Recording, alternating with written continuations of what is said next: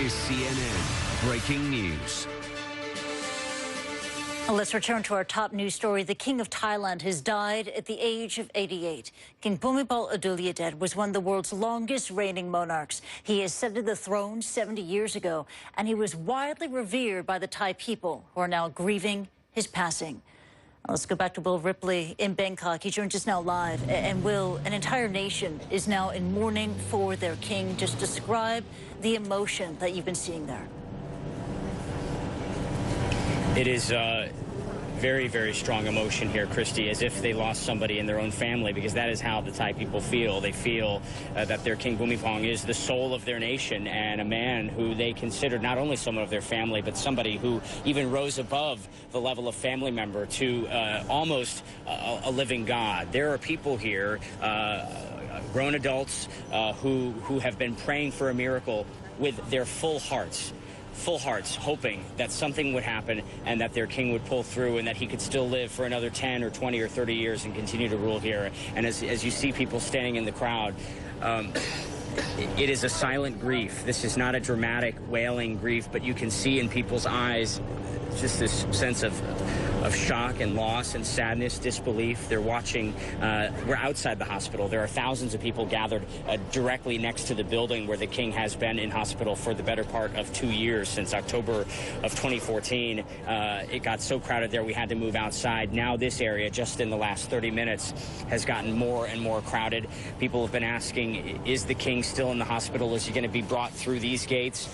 People just want to be close to him if they can, one last time. And I've been chatting with one young woman here named Dia, and thank you so much for talking to me, because I know this is such a difficult evening for you. It's terrible. I must say, it's just a terrible night. I'm so sorry for your loss, and you and so many people in the crowd are just in grief. So we just want you to know that our hearts are with you. Tell me what your king means to you, what he meant to you. He's a father. He is like a father. I must say, he is really a father. He's not a living God. He's not a soul of nation. He's just a father to everybody. A father who worked every day for past 70 years without holiday, without even vacation.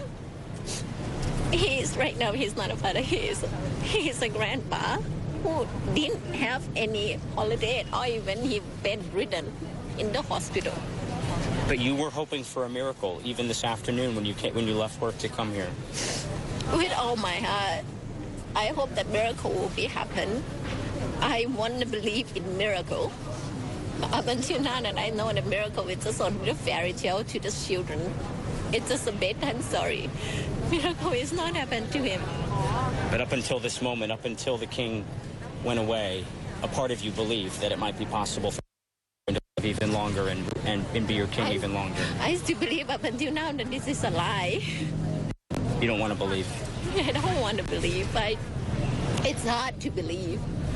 And it's important that you mention that, you don't consider him a living God, because there was a time here in Thailand where common people couldn't even look at their king, and yet he was out for years in the rural areas. He was putting his hands in the soil. He was composing music that was played on the radio. He turned the palace into experiments for dairy farmers and for fish farming. I mean, he wanted to take care of the people of this country, and he did that in a way really unique to almost any other monarch in the world. Yeah. Think of something. When you have a child, what you want to do for your child, you will always want to do the best thing for your child. He's the same. I'm not thinking of him as a living God. He is a father. He's a grandpa that want to do everything, the best thing for his kids. Around 78 million kids in this country. That's what he wants to do. He wants to say that. He doesn't have a vacation. Population 65 million is a lot of kids to look after, but yeah. You think he did it like none other? No, he said that all of us already, some of us or something, we already suffer. Do you have he cannot just take one day break because they are already suffer. Even one day, if he can lift that suffer, it means they can gain more happiness. Do you have a favorite memory of your king or a favorite moment when you look back? When I grew up, the king he's already getting old. So when I look at him, I'm just like, I have never seen the king in every monarch in the world that he will just using very simple life. He didn't have any much of jewelry. He is not a king in a fairy tale who just live in a big castle, sitting on a throne, order everything. And you have to think about Queen Sirikit too. She's 86. She's in the hospital. Yeah. And we still hope that she will be getting back. Our mother will be getting back, getting better and better every day. We lost our father today. We don't want to lose our mother again. The two of them married since 1950. Yeah. What an example of love. Trust. This is longer than when you can say that love will be stay. This is trust. This is believe in each other, that they make this whole people can be together. She support to each other for a very long time. Dia, thank you very much for speaking with me. I know this is such a hard time for you, and our hearts are with you. Yeah. And everybody here. It's even though this is not, maybe this isn't your particular country's king or your country's grief, you cannot stand here in this moment and not feel the grief that Thailand is feeling here right now. The fact that so many people would come during their workday, after their workday, come just to try to stand, to be closer to the man who led this country for 70 years, a man who on several occasions, including back in 1992, pulled this country back from the brink of civil war, because no matter what side of the political spectrum you were on in this deeply divided nation, there was one person who everybody listened to, and that is the king. That was the king. And now the king is gone, Christy. And Will, it was just so touching to hear and to listen to that young Thai woman who you were talking to just then, just to hear her reaction to the death of her king. And she described him as this father figure who wasn't this remote figure up in a castle, as she put it, but a father figure who was present in the lives of the Thai people and worked every day tirelessly for the people of Thailand. Is that why he was so popular? Because the king enjoyed such immense popularity. Was that the source of his popularity and the deep, deep love and affection for him there? Absolutely, because in this culture, and Thailand has had many monarchs, centuries of monarchs. He's the ninth monarch of this particular dynasty, and yet he gained a new level of respect because of the fact that he was so accessible. Every member of the Chakri dynasty was respected, but the ninth king of the Chakri dynasty really was one that stood out here, special to the people because of the fact that he allowed people to gaze on him. He interacted. He was interested in things that would make the people's lives better, providing them with educational opportunities, even if it was by radio. He wanted to make sure that people could tune in and learn vocational skills. He wanted to make sure that every family in Thailand was food self-sufficient, because there was a time in the not-too-distant past when much of this country was malnourished. And instead of staying in the palace, he went out to these areas. He saw the situation firsthand, and then he took tangible steps to fix the situation. And so that kind of trust, that kind of relationship that you build with a monarch over not 10 or 20, but 70 years, you can imagine what a hole that leaves in this country. The relationship that he has with the Thai people isn't something that was bestowed upon him because he was the king. He earned it, and he worked very hard, as Dia was saying, and as other people have told us in this crowd as well. Yeah, he earned this relationship with the Thai people. He also had this immense moral authority.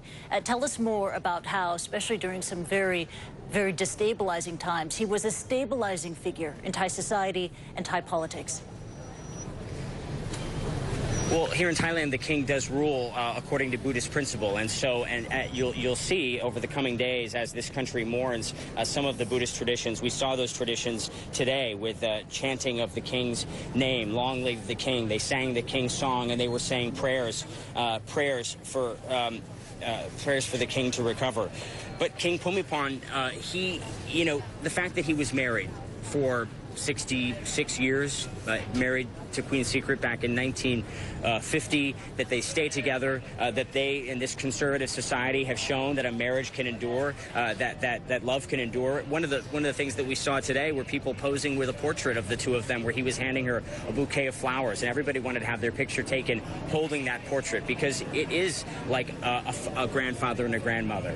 And now their thoughts are with not only their grandmother, but also all of the other children who came and had to see their father one last time. But it's something that is so personal that many people here feel they have lost their country's glue, the glue that has held this country together during very difficult times. You can't have more than a dozen military coups and have a single monarch who remains in power, remains respected, and remains influential over both sides of the conflict repeatedly without this person being someone truly exceptional, and that is the king that Thailand has lost.